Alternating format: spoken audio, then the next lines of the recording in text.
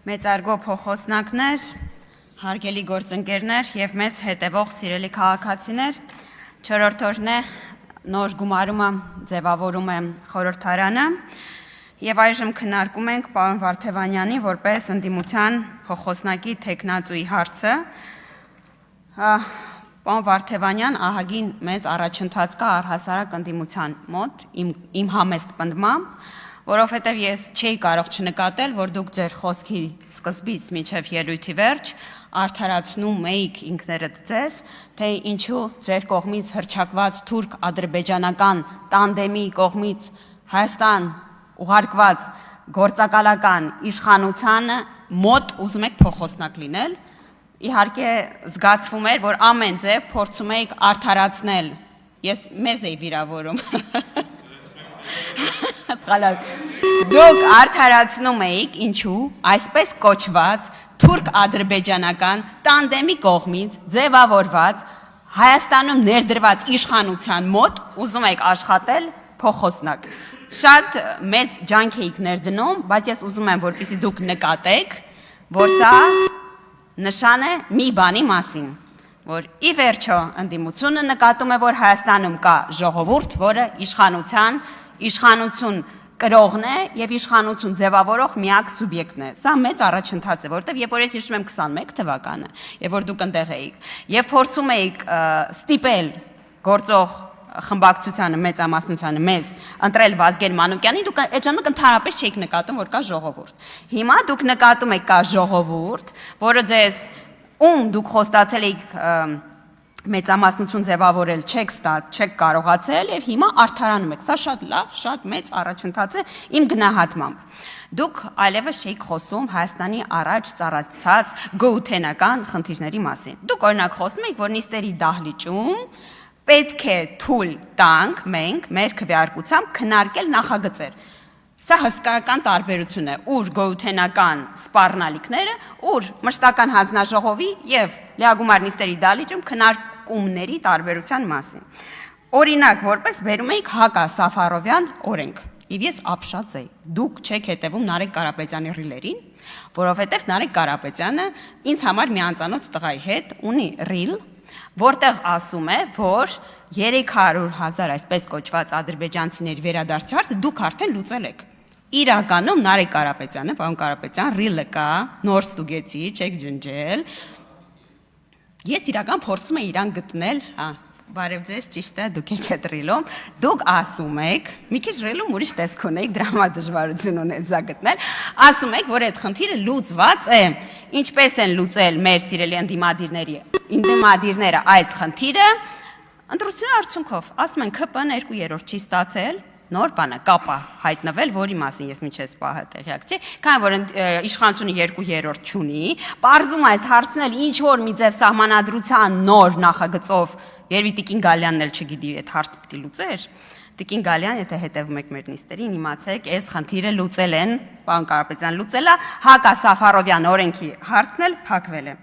Բայց մի փոքր, եթե վերադառնամ բուն քննարկմանը, որովհետև Տիկին Վարդանյանը իհարկե բացեց իմ սիրելի հարցը, նաև պարոն Աղվան Վարդանյանը, ես վերադառնամ արտաքին քաղաքականությանը, որովհետև պարոն Վարդևանյանի հետ ամեն ինչ պարզ է։ Սպառնալիքների մասին։ Տիկին Վարդանյան, հարցնում եք մեր անկախությունը, մեր ինքնիշխանությունը մենք ոնց ենք չափում։ Վարչապետ այս հարցի պատասխան մի քանի անգամ տվել է։ Քչերից կախվածությունը փոխարինել կախվածություն շատերից։ Եվ իրականում այս բանաձևը բացահայտում է նաև այն արտաքին քաղաքականության սխալները, որոնք մեր գնահատմամբ տեղ են ունեցել։ Ասում է պարոն Վարդանյանը, որ կոմպլեմենտար քաղաքականություն են վարել այդ ժամանակվա իշխանության ներկայացուցիչները, ես նման կոմպլեմենտար քաղաքականություն չեմ ուզում իմ վատագույն երազում, որովհետև իրականում Եվրոմիության հետ դուք բանակցում եք այսպես գաղափարական հարցեր, հողի վրա, դուք ասում եք soft power-ը մոռանանք, էական է հողի վրա համագործակցությունը, օրինակ որպես հայ-իրանական հարաբերությունների օրինակ գազի հարցն եք բերում, բայց միևնույն ժամանակ ուզում եմ մեր քաղաքացիներին հիշեցնել, որ գազամուղը նույնպես ռուսական է։ Այսինքն հայ-իրանական գազը, որը պետք է այդ օրերում հայտարարվում էր, որ ծառայեր որպես այլընտրանքային աղբյուր, նույնպես ռուսական է։ Օրինակ ես նման կոմպլեմենտար քաղաքականություն վատագույն երազում պատկերացնել չեմ ուզում։ Ասում էիք վարում ենք Ռուսաստանից անկախ արտաքին քաղաքականություն, ուզում եմ հիշեցնել չարչված պարտք գույքի դիմաց գործարքը։ Նույնպես նման կոմպլեմենտար քաղաքականություն ես պատկերացնել չեմ ուզում։ Ինչ է մեզ համար սպառնալիքը։ Արդյոք արտահանման նման ծավալը անվտանգային մարտահրավերը։ Իմ համար միանշանակ այո։ Ես կարծում եմ, որ մենք արտահանման դիվերսիֆիկացիան պետք է դարձնենք մեր անվտանգության կարևոր գրավականներից մեկը։ Եվ իդեպ շատերին թվում է, որ այս քարոզարշավի ընթացքում ենք մենք սկսել այդ հարցին անդրադառնալ։ Ուզում եմ հիշեցնել, որ գրեթե 1 միլիարդ եվրո ուղղվել է հենց դիվերսիֆիկացման, արտահանման դիվերսիֆիկացման օրակարգին։ Օրինակ շատերն ասում են, որ Ուրսուլա ֆոն դեր Լայենի կողմից Երևանում հայտարարված ATM-ը նորություն է։ Բայց ուզում եմ հիշեցնել, որ դրա շուրջ բանակցությունները տևական ժամանակի ընթանում են։ Օրինակ շատերը կարծում են, որ գյուղատնտեսական ապրանքների արտահանումը դեպի Եվրոմիության շուկա, այսպես առօրեական, այսօրեական, ինչպես կասեր նախկին փոխոսնակներից մեկը հարց է, բայց իրականում Ժորժ ջան, սա մեծ պատմական իրադարձություն է, որովհետև ուզում եմ հիշեցնել, որ Եվրոմիության տարածքում գյուղատնտեսական ապրանքները պաշտպանված են, եւ նույնիսկ Թուրքիան, որ մաքսային միության անդամ է ԵՄ-ի, գյուղատնտեսական ապրանքներ հեշտությամբ առհասարակ ԵՄ արտահանել չի կարող։ Մենք կարծում ենք, որ մենք պետք է դիվերսիֆիկացիան միայն արտահանման չպայմանավորվենք մեզանից արևմուտք կանգնած պետությունների հետ։ Դա է պատճառը, որ օրինակ առաջին անգամ դեպի Սինգապուր գյուղատնտեսական ապրանքներ ենք արտահանել։ Այո, կախվածությունը ցանկացած մեկ կենտրոնից անվտանգային մարտահրավեր է, եւ ես վստահ եմ, որ դուք դա ինձանից լավ գիտակցում եք, հաշվի առնելով ձեր անցյալը։ Ես չեմ հասկանում ինչի անդիմությունը կոմպլեքսավորում ասել 29743։ Ինչ խնդիրը տեղ կա։ Այո, Հայաստանի Հանրապետություն ճանաչում է իր տարածքային ամբողջականությունը։ Ես ու դա նորություն չի, մենք առաջին չենք որ դա արել ենք։ Օրինակ Լևոն Տեր-Պետրոսյանը, եւ որ ստորագրել է Ալմատի հռչակագիր, հենց դրա մասին է խոսել։ Եվ իդեպ շատ մի հատ հետաքրքիր տեսանյութ կա, որ Տիկին Կարապետյանի էջում կա Լևոն Տեր-Պետրոսյանի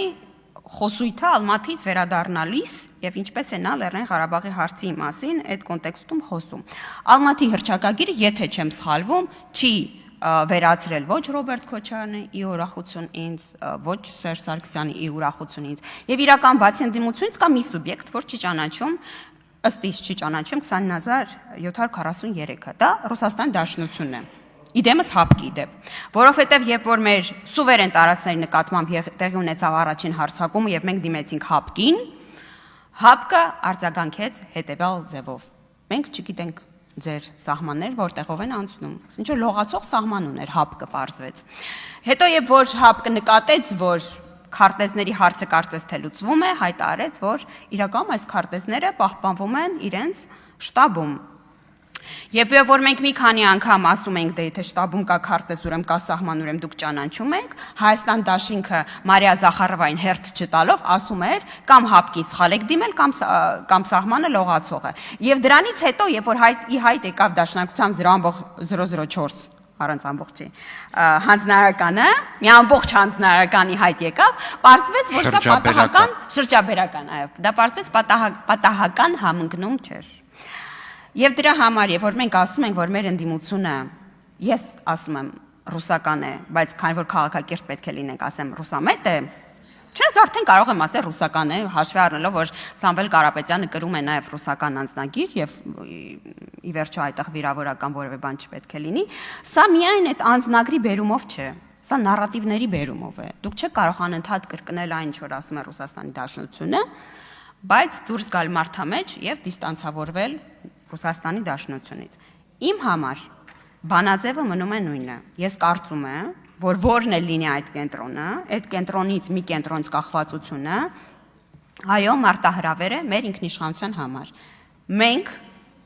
վարչապետ Նիկոլ Փաշինյանի գլխավորությամբ առաջարկում ենք քչերից կախվածությունը փոխարինել կախվածություն շատերից։ Ժամանակը ցույց է տվել, որ այս բանաձևը աշխատող բանաձև է։ Առաջարկում եմ միասին ներդնել բոլոր հնարավոր ջանքերը Հայաստանը դարձնելու այն երկիրը, որտեղ ուզում ենք մեծացնել մեր զավակներին։